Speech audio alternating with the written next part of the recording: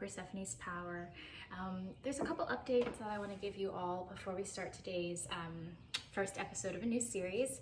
So if you have watched any of my 2 previous videos, you are probably wondering why I sound a little bit different, mostly because I'm not using my English accent at the moment. Really the background story as to why I chose that is I have an acting background, and I thought, why not? No one knows me on the internet. Why not kind of do this with an English accent and see if it's convincing enough, and see what happens. However, watching back some of my videos, I found that I was a little bit too reserved in them, and I wanted to show a little bit more of my personality and show you sort of really who I am. Especially with this series that's starting, I really wanted to talk about books that I love, and obviously I really love flowers, and so I wanted y'all to sort of see who I really am and what makes me sort of tick. So that is the main reason. I'm also in the midst of moving. I am moving back to Austin area in Texas. I got my old job back with a floral design company in Dripping Springs, so I'm really excited for that. So there's a lot of transition happening at the moment, but I'm really excited about what is to come. So anyway, without further ado, we'll get started on today's video. Okay, so for this brand new series that I'm introducing today, it's called Books in Blooms, and what it's basically going to do is I'm going to review either a standalone novel or a book series, sort of talk about my likes and dislikes of it, what ships I shipped, sort of just about character development, world building, and sort of just give sort of my idea and my opinion. Obviously, everyone has a different opinion, so if you don't agree with me, don't be mean in the comments, hopefully. So, and if you do agree with me, let me know what you thought. I always like to hear different opinions, so I'm really excited. So for the first episode of this new series I'm starting, we are going to be reviewing A Court of Thorns and Roses, which is by Sarah J. Maas. She is a young adult novelist. I'm not really sure why some of her novels are tagged under young adult, because honestly I think there are definitely some adult themes in her novels, especially later ones that come in the series, but that's really, I'm not a publisher, so that's not really my decision. So we're going to be talking about A Court of Thorns and Roses. There are currently 3 main books, full-length novels in the series. There is a novella as well. And then she just released in February another sort of, not really standalone novel, but it could be a standalone novel, which centers on 2 side characters from the first 3 novels. So what I'm going to be doing today is reviewing the first 3 main novels, which are A Court of Thorns and Roses, A Court of Mist and Fury, and A Court of Wings and Ruin. I'm not going to be reviewing A Court of Frost and Starlight because it is just a novella at the moment, and I'm not going to be doing a review on A Court of Silver Flames, just because A Court of Silver Flames, speak much, is probably my favorite book of the entire series, and so I'm actually going to do a standalone episode just about that book. Also because it's the biggest book of all of them that are out currently, and I just have way too much to say in this one. So for today, what I'm going to be doing is I'm going to be creating a bridal bouquet inspired by the Spring Court. There are 7 different courts in A Court of Thorns and Roses. There is Spring Court, Summer Court, Fall Court, Winter Court, Dawn Court, Night Court, and Day Court.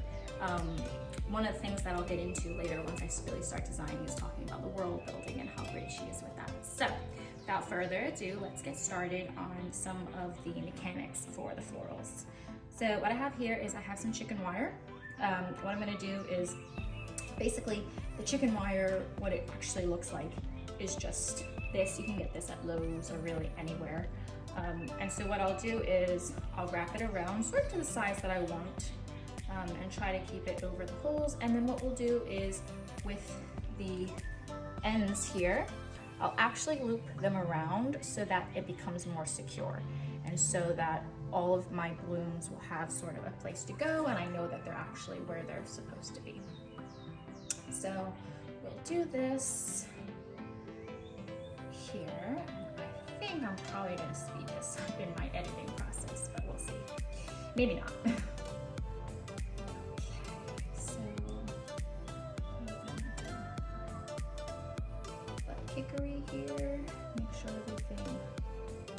matches really well.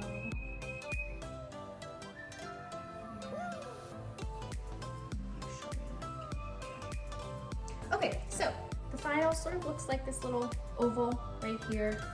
It might seem really small to you, but actually it takes a lot of flowers to cover something of this size, so it'll actually be really perfect. So what we're gonna do is get started. Okay, so whenever I start designing a bouquet, I always have sort of a general idea of what I want to create. Normally, if you're going to be working with a bride, you're going to have to do a shape that she likes and its style that she likes. Just like anything else with fashion, interior design, florals, definitely there is, things come in and out of style all the time. So what may have been in style 5 or even 2 years ago is going to be vastly different than what today. Today's bride tends to favor a more whimsical, organic look, and so do I, so that's really nice. So we're gonna do, obviously, like I said, a spring court inspired bouquet. So I used a lot of sherbet colors, some golden, some pink.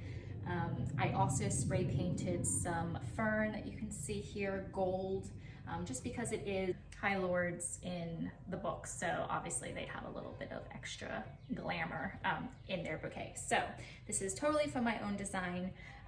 Before I even get to the chicken wild, usually what I will do is I will get my basic greenery. This is Italian ruscus, and then what I'll do is I'll sort of make the starter shape just with my hands, so I sort of see where I want it to be. So we're going to do a little bit of an asymmetrical design here. And so what I'll do is with my cage,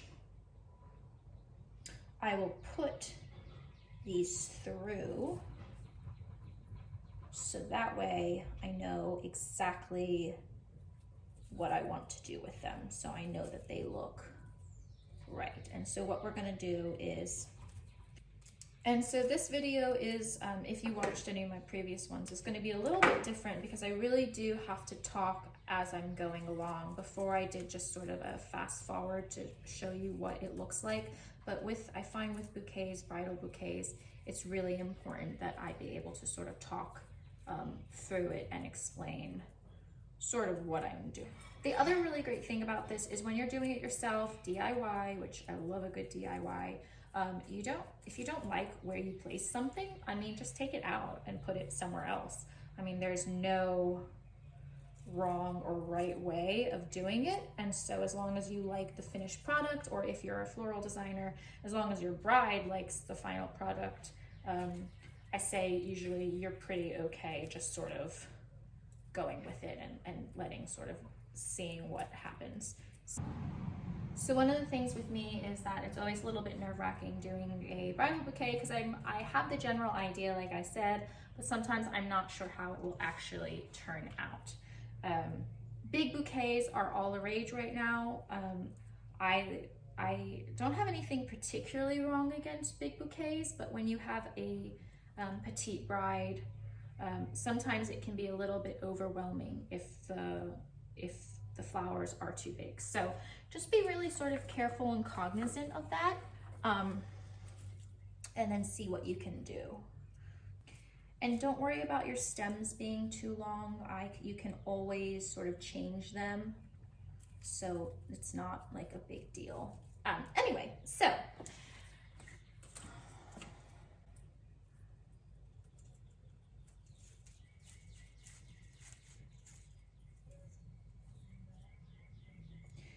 everyone sort of starts differently. Some people start with the flowers. I tend to start just with the greens. I like to have a really nice base for my bouquet so that I know sort of everything that's happening with it and how it's going to look. So let's start talking about A Court of Thorns and Roses. So the first novel is really a lot of setup and world building. So as I mentioned earlier, one of my favorite parts about the book is the world building. It's so rich and there's so much to take in.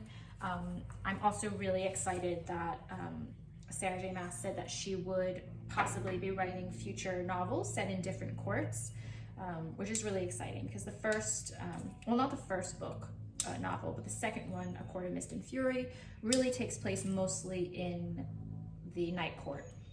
And the Night Court is your most northern city. So for those who don't know, I should probably do like just a little general idea of what the novel is all about. So it is really our main protagonist, our main heroine, Feyre. She starts off in the novel as a mortal. She ends up she hunts for her family, her sisters, Nesta and Elaine. She is the huntress of them. She's also the youngest of all three. Nesta is the oldest, Elaine is the middle child, and then sister and Feyre is the youngest. So one of the things that I really liked about it, that later on in several of the other books, Sarah J. Maas goes into a lot of detail and depth and character building.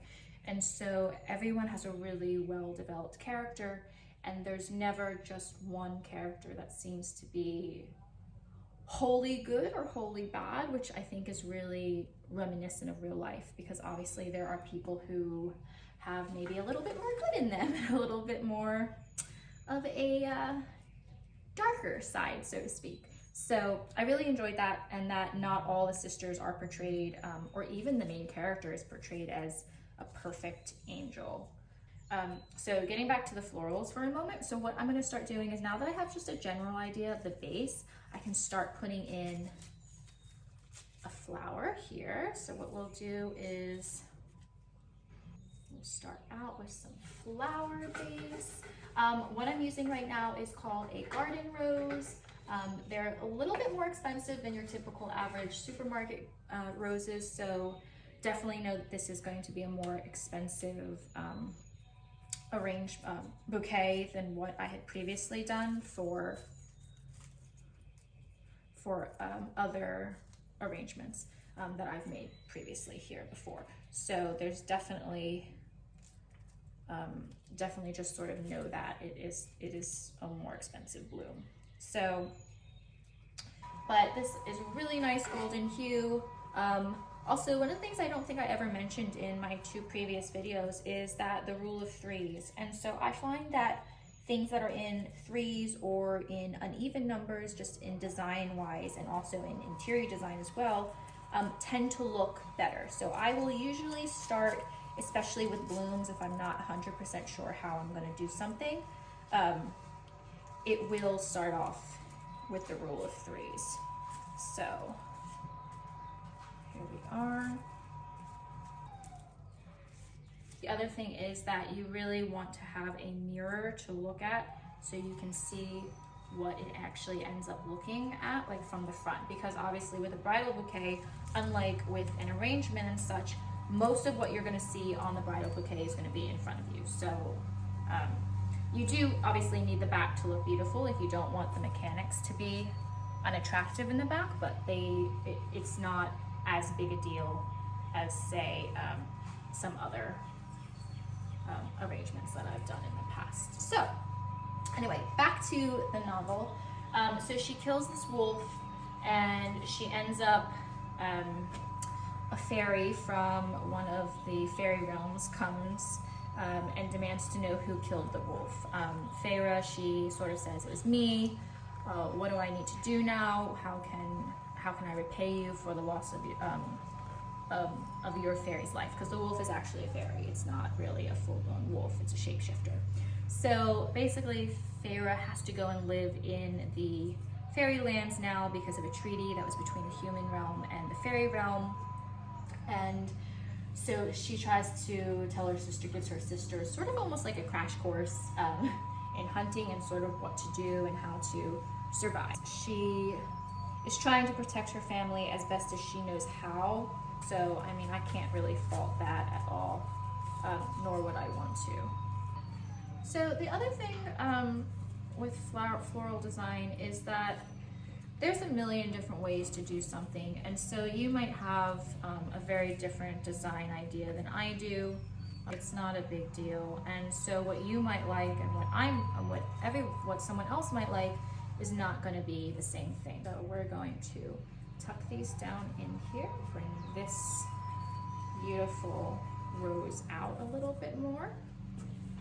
So it's really pretty and sort of colorful. So over here, and with this, you really want to like move around a lot because your roses and flowers are going to just be different for different items in different areas. So sorry also y'all, but this is my first video doing this, so I don't really know the exact way that this video is going to flow. Hopefully I do sort of get that down in the future, so perhaps it's a little bit less rambly. So please forgive me for that for the moment. So the biggest thing with bouquets is that you want it to have some depth. You definitely want some flowers to come out at you, some flowers to stay in. So what I've decided is, just so it's a little bit more clear, is I am going to assume that if you're watching this video, you have in fact read the books, because I am not a professional book reviewer at all. I'm really just talking about my opinions. So I'm not going to talk a whole bunch about the plot, so much as just parts of the plot that I really enjoyed, that I really liked. So just know that that is going to be a thing here. Like I said, the world building, some of my favorite parts of the three novels, we're just going to talk about briefly the relationships between characters. So Rhysand, which, fun fact, when I first read the novel, I read it on my library app, so I did not have the pronunciation guide. I didn't realize that there was one. So I had been calling him Rhysand in my mind, and then when it was shortened, Rhys, which I don't know why I thought that was correct, but that's sort of what my brain did. And then I found out, no, his name is Rhysand, and it's Rhys for short. So Rhysand and Feyre in the first novel you're never really sure where his loyalties lie. Okay, so I decided that this was getting a little bit all over the place. So what I'm gonna do is I am going to sort of show you where I am so far with the Bridal Bouquet. So this is it. It's definitely got a whimsical shape to it, sort of asymmetrical. This one goes a little bit higher, this one goes a little bit lower, and then I designed it so it sort of lay like this. It's obviously not done. This is just sort of how it starts to look in the beginning. So what I'm gonna do is I'm gonna talk a little bit about each novel just real fast, just so you get a basic idea of what's happening. First novel, the villain is Amarantha. She is this incredibly powerful fairy who has basically enslaved all of the High Lords. She has tricked them into taking their powers. And the only way to get out of it is Tamlin, who is the one who sort of made it so that Feyre has to go live in the fairy realm. His only chance sort of to get out of it is to have someone fall in love with him, and they can break the spell. So it is a little bit sort of like Beauty and the Beast, because Amarantha has made it so that Tamlin and the entire Spring Court do have sort of animal masks on, and so they can't ever really take them off. And so it's a sort of a variation of Beauty and the Beast. So basically, Feyre finds out about all this, and she decides that she's going to try to break the spell on basically all the lands, all the High Lords. So she goes to Under the Mountain, which is in the middle of the entire sort of island land that makes up Prythian. So she goes there, she gets assigned 3 tasks. She can either accomplish all the tasks and come out alive, or she can answer a riddle. Fun fact, I actually thought I had solved the riddle when I first read it. I had an inkling that love was the answer to it, just because I like writing poetry, and so it's sort of, I was like, oh, okay, I kind of see where this is going. So I was correct in the end, as you all know, hopefully, because you read it. So during this thing, like I said, Rhysand and Feyre, you never really know where he stands with it. He's considered the whore of Amarantha and sort of does her bidding and whatnot. So you never really know, is he a good guy, is he a bad guy? Because he does throughout the whole novel help Feyre through all of this in different ways, and so does Lucien, who is Tamlin's friend. So anyway, long story short, to summarize, she does get past she does do all of the 3 tasks. She then also solves the riddle. Amarantha is not pleased about that. She does not want to free everybody, but she is forced to. Amarantha does die, and in the process, Feyre actually also dies. And then Rhysand, who can sort of get into people's minds and make them do what he wants them to do, sort of goes into all the High Lords' minds and gets them all to give a kernel of their power to her so that she can be reborn. So she's reborn immortal. She becomes a fairy. Afterwards, basically, Feyre and Tamlin go back to the Spring Court, and that is where the novel ends, and the second novel, A Court of Mist and Fury, begins.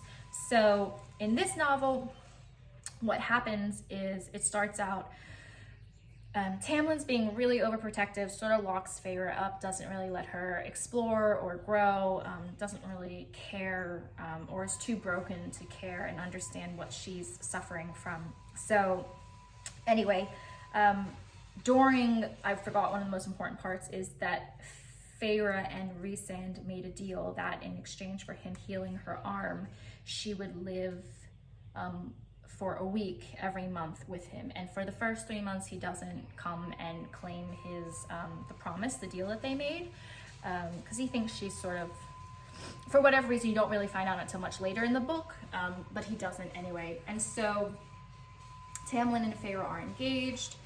They get all the way up to the wedding, where this priestess, Anth, she basically is a giant pain in the butt, and she basically creates a red wedding that Feyre doesn't like. She can't stand the color red just because of all the blood and what she went through in the first novel. So she basically gets to the altar and she's begging anyone to save her, to help her out of this. Rhysand, because of the connection that they have from the deal that is tattooed on her hand, on her arm, hears it, comes, stops the wedding, and takes her back to the Night Court. Now, the thing about Rhysand is that he is the High Lord of the Night Court, which is considered a hedonistic, pseudo-sadist area within the court. And so one of the biggest things is that Feyre's really nervous to go back there because she doesn't really know what's happening. She doesn't know what she's going to have to endure again.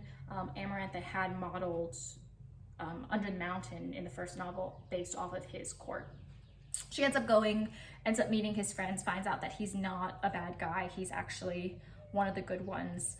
He's the most powerful High Lord in all of Prythian, and sort of about half the novel just goes through her training with him and his friends, learning to trust him, learning to love him, and finally finding out that they are in fact mates. So they end up being sort of made for each other. So the second novel ends with Feyre's sisters, Elaine and Nesta, becoming High Fae as well. So basically what happens is the King of Hybern, which is a different land in this realm, is trying to resurrect and build an army and invade the human lands. So basically he kidnaps both of her sisters, Feyre's sisters, to get her to appear, because he can tell that she has special powers from when she was made. She has power from all of the 7 High Lords.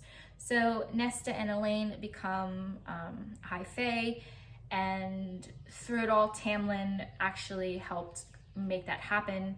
He didn't know, or so we think he didn't know, that that was what was going to happen, but he sort of orchestrated this entire betrayal of Feyre to get her back, because he's under the impression that Rhysand stole her away.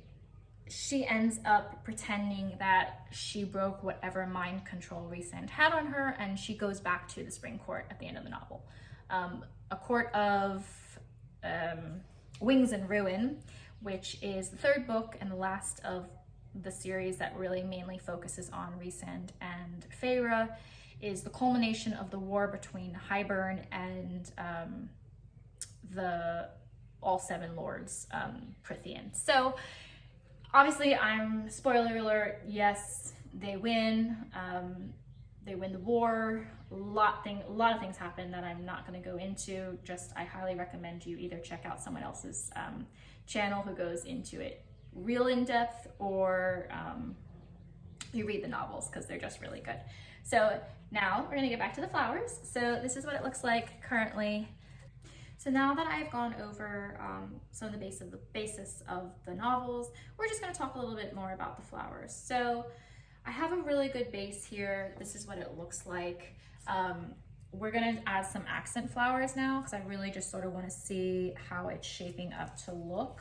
So we're going to add some sort of fun flowers that will add a little bit more dimension than what we had previously.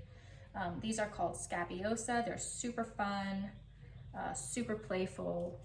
I love them. I think they add a lot of texture and just sort of fun stuff. So as you can see here, we're just gonna add some and have fun with it. These come in a variety and shades of colors, so you can pretty much always find one of these that will match. They come in lavender, burgundy, pink, white. I mean, there's literally a bunch that you can find for sure. That's the other thing with this. If you don't like the way something looks, like I've said before, just take it out and put something different there. So it's totally fine. No worse for wear. Let's see. And then I think we'll do, so these are really beautiful. They are a tulip. They are definitely my main accent flower here. They are incredibly delicate though, so I want to be super careful with how I place it and what I place it with, because it is just so delicate. So here we are. So as you can see, I've added some really pretty tulips. And as you can see, I don't know if you can tell, but there is some depth to this. So there are blooms that are further down, some blooms that are further up. And so that's sort of just when you are seeing it in person, it just adds a little bit of 3D dimension, which I find really nice and useful.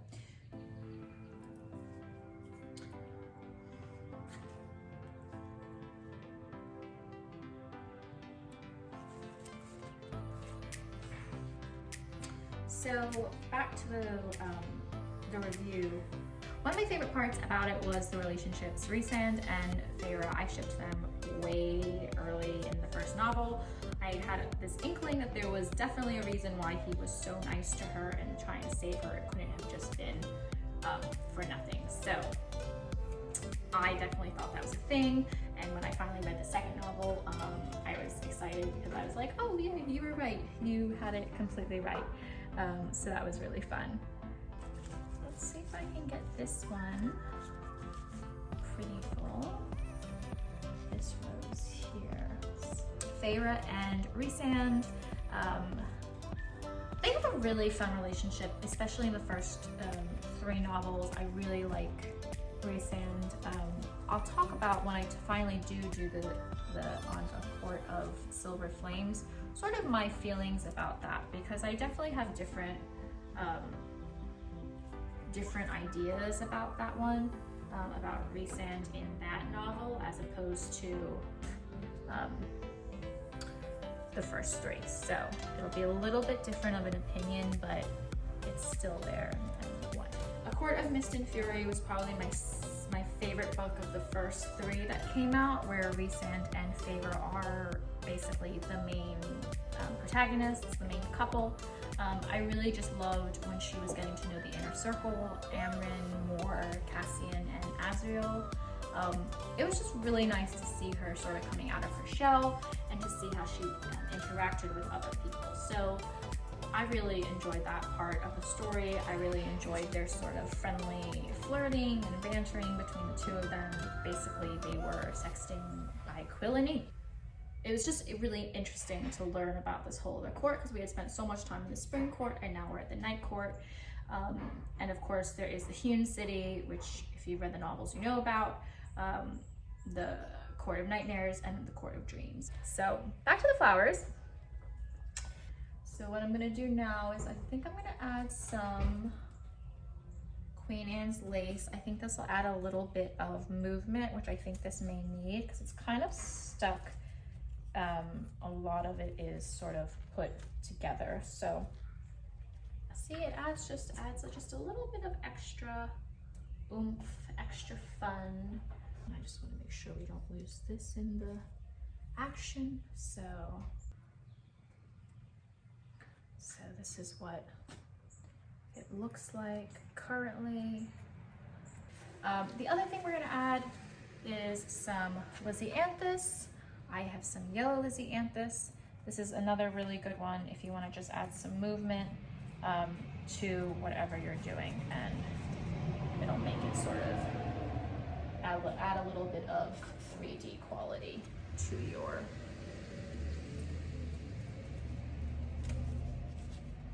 So this is what the bouquet is looking like currently.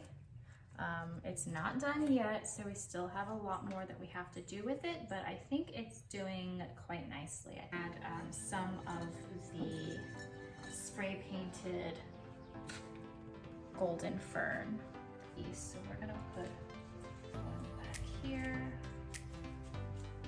Oh, so pretty. Just adds, see it here. We'll add some smaller pieces in the front, I think, so it doesn't really overwhelm very much. Let's see here.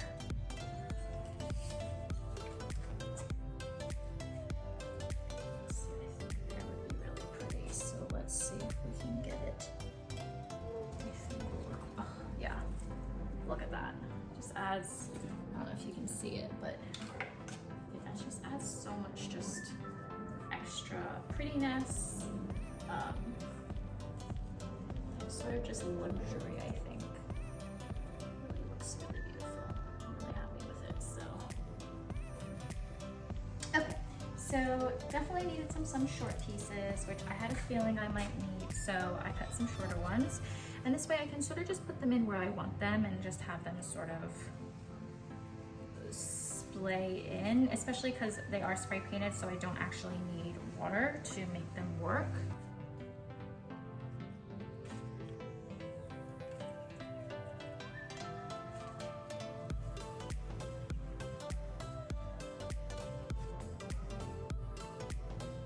Okay, sorry I've been so silent. I was really just trying to add and see what I could do with the bouquet and what I could add for it. So I'm almost done. It's kind of hard to see in the video, but there is a lot of dimension in it with pieces coming out and pieces in. This is the back. There's a really good way, an easy way of clearing and making sure that they know which is the back, and I'll show you that once I wrap the bouquet, but it's almost done. Okay, now that I'm done with the bouquet, I'm gonna wrap it. So what you'll wanna do is get your floral tape ready, which I probably should have done before I had the bouquet in my hands because it's a little bit large. So I'm just gonna go right underneath where I have my hand on it. That way I can be sure that I make it where I want it to be. So we're just gonna nicely wrap it. I am gonna keep it pretty tight because obviously I want it to hold my flowers where I want them to be. I think I'd get better at this, you know, doing it alone, but no.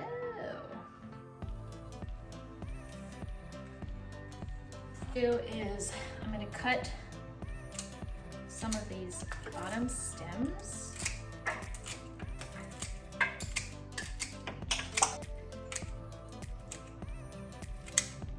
Okay, so now what I normally do is I'll put a ribbon around it. I think this time we're going to use a really pretty golden ribbon, a little bit less expected than a pink one. And then what we'll do is we'll just wrap it. So we'll just put it on like that. For the back, basically what I do is I will fold it over like this.